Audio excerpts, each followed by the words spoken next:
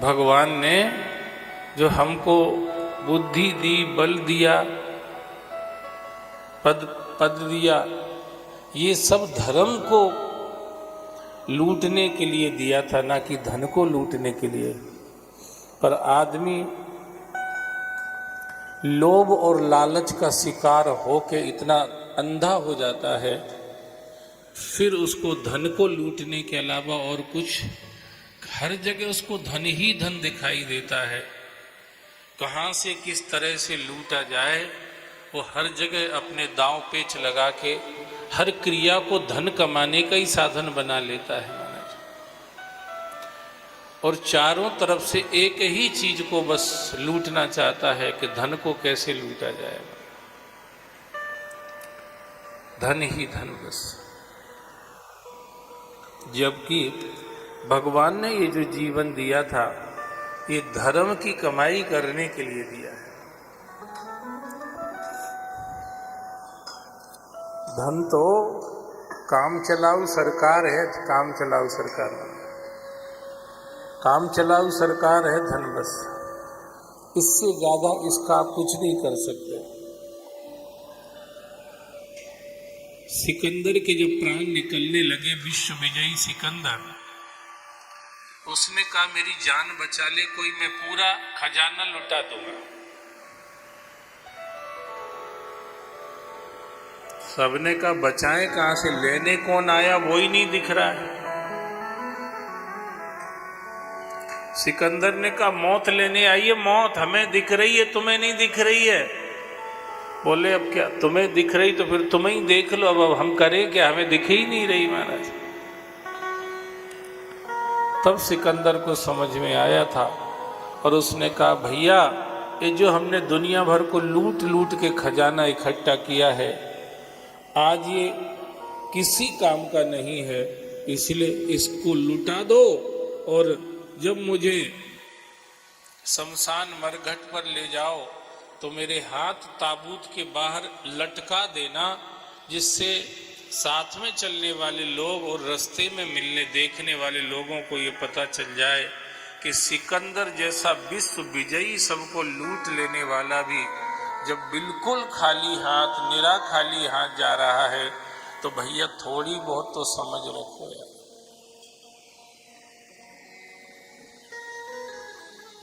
तो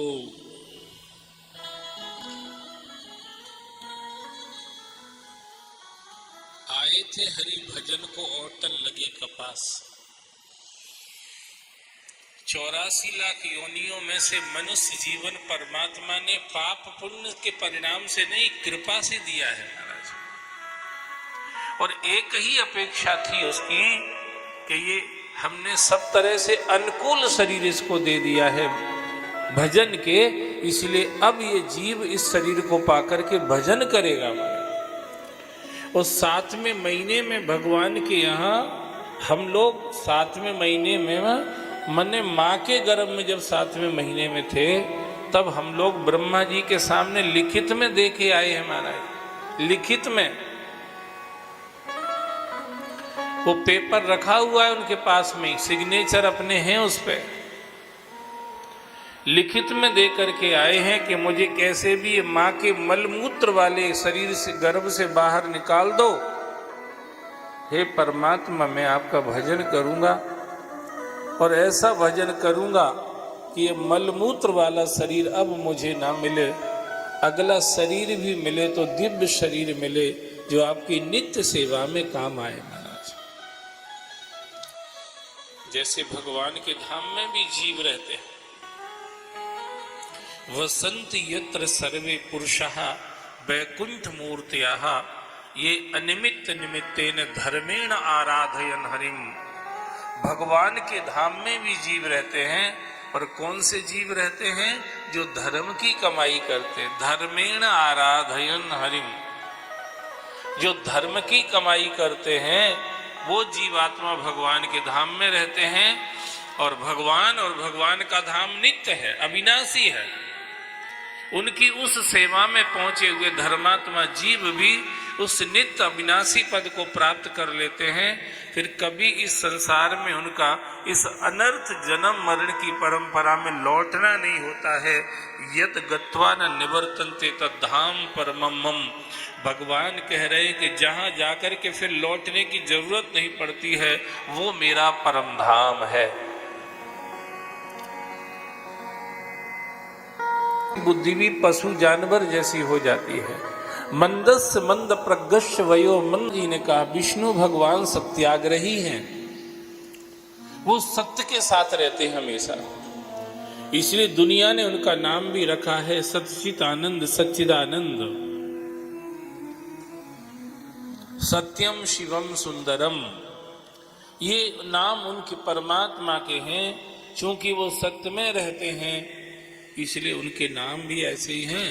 तो अपन नारायण के पास चलेंगे, विष्णु के पास चलेंगे, और विष्णु भगवान अगर तैयार हो गए और उनके लीडरशिप में अगर अपन शंकर भगवान के सामने पहुंच गए, अब विष्णु भगवान ने अगर बात रख दी तो शंकर जी भी उसको टालेंगे नहीं, क्योंकि शंकर जी विष्णु से बहुत प्यार करते हैं महाराज। हरिहर, हरिहर की जोड़ी बड़ी अच्छी जोड़ी है महाराज, हरिहर जोड़ी। अमर अकबर अंथोनी की जोड़ी भी अच्छी थी, पर हरिहर की जोड़ी उससे अच्छी है महाराज। दोनों एक दूसरे के लिए जान देने को तैयार रहते हैं। विष्णु की बात आ जाए तो शिव जी जहर पीने को तैयार हैं, और शिव जी की बात आ जाए तो विष्णु नारायण से नारी बनने को तैयार है महाराज। विष्णु भगवान ने कहा भोलेनाथ, इस समुद्र मंथन में जहर निकला है, ये जब तक कोई नहीं पिएगा, जब तक मंथन का कार्य आगे बढ़ ही नहीं सकता, अमृत की यात्रा होगी कैसे। शंकर भगवान ने कहा विष्णु तुम्हारी गाड़ी फंस जाए मेरे रहते हुए, ये हो ही नहीं सकता है, मेरे रहते हुए तुम्हारी गाड़ी फंस जाए, इम्पॉसिबल, इसलिए मैं अभी जहर को पी लेता हूं। शंकर भगवान ने जहर का हलाहल जहर का प्याला उठाया और ऐसे पी गए जैसे 20 साल पहले प्याले में चाय पीते थे लोग। अभी तो स्टील के कप में पीते हैं, पहले कप प्लेट आती थी, प्याला प्लेट कप प्लेट में रख लेते, धीरे धीरे उसमें डालते जाते थे और पीते जाते थे। एक वो इम्प्रेशन वाला लगता था कि हाँ कोई साहब चाय पी रहे हैं हमारा, प्लेट कप। अब स्टील का कप, वो भी कट, पानी की चाय, बिना शक्कर की चाय। भैया शक्कर मत डालना, क्यों? बोले वो पहले ही ज्यादा है शरीर में, शुगर है हमारा। तो अब सब कुछ ऐसा हो गया है भैया।